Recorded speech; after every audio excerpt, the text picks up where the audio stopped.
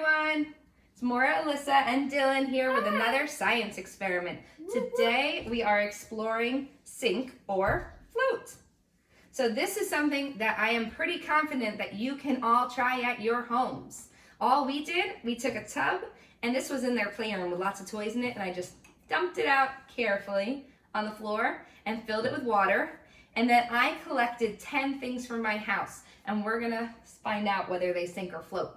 So maybe when we're done with watching this video, you can go find maybe 5 things in your house and give it a try, all right? So the first thing we're gonna do, how about a spoon? So what do you guys think? Is this gonna sink or float? How about you, Dylan? I think it's gonna sink because it's made out of metal or it's heavy, like a weight. It's Okay. Metal. So what we're gonna do, each item, I'm gonna make a chart, and you guys can do this at home on a piece of paper. Kita Dalit, I know you're familiar with the chart we have for Pizza Day in our classroom, and you can write yes or no on it.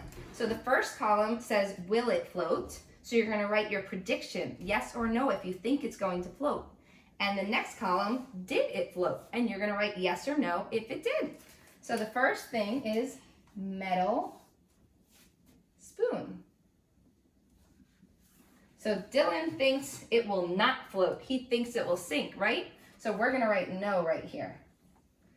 So Dylan, drop it in. Let's find out if you're right. Woo! Dylan was right, and I bet you guys guessed that too. The metal spoon did not float. It sunk to the bottom. So we're gonna write no. All right, what's next? You wrote it on both.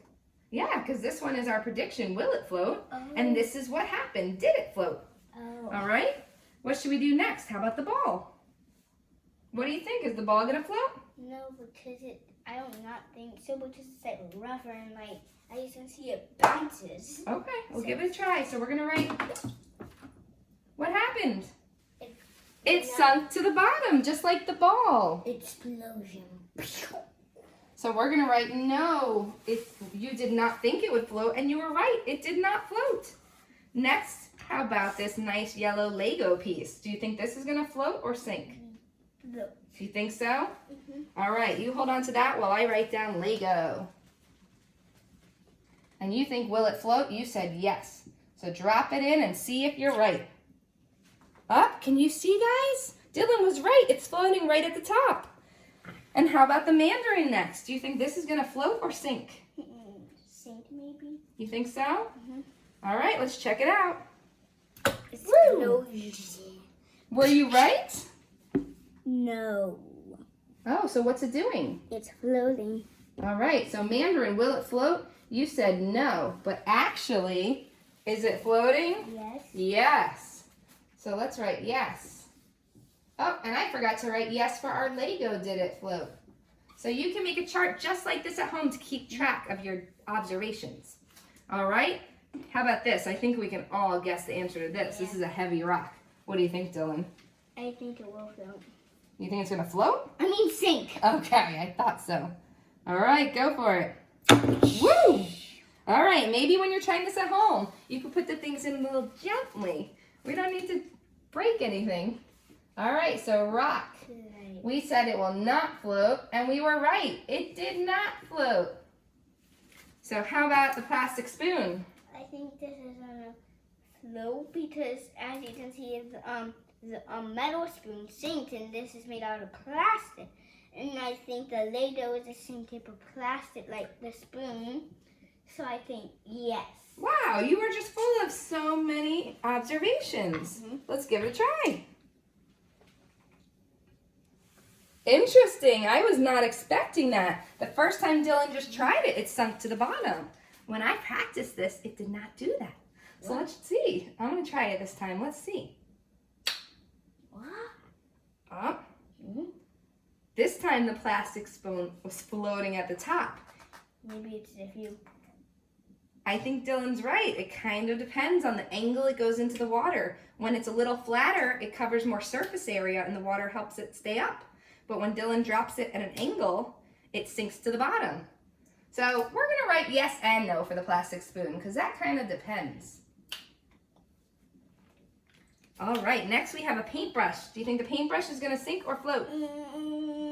Sink. Let's find out. What happened? It floated. All right, let's write paintbrush on our chart. All right, will it float? Dylan said no. He thought it was going to sink. Did it float? Yes. Yes. All right, next I have some pennies. How about you can do 2 and I'll do 2. Ready? 1, 2, 3. We forgot to say our guess, but you know what? If you're in Quitadalin, we already did an experiment with pennies and floating, and we made those foil boats. Do you guys remember that? You can try that at home too. And you always So we knew the pennies were going to sink. You always see the wishing ponds where you put a penny in and they always sink to the bottom, right? Dylan, you are just a wealth of information.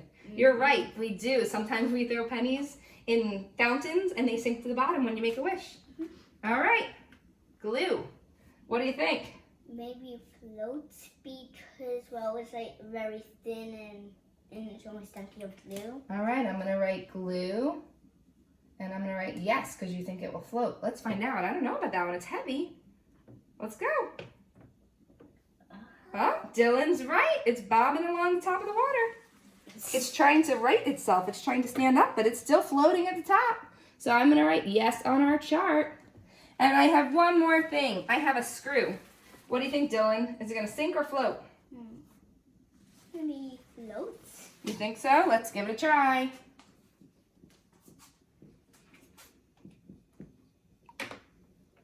Oh, straight to the bottom. The screw sunk right away. Yeah. Isn't this something about them? So Quitadalin and Quitagimel friends, if you're watching, why do some things float and others sink? Why is that? Dylan, you're here with me, so let's hear your answer. Why do you think? Because, like, this is like a metal, I wait, like, oh. I heard you say weight, so you think it has to do with how heavy something is? Yeah. Well, the weight and the shape of items does have something to do with it, but that's not all. The answer has more to do with density. And I know that's a big word, but to help you understand density, I want to explain that everything in life is made out of these tiny, tiny particles, so tiny that we can't even see them.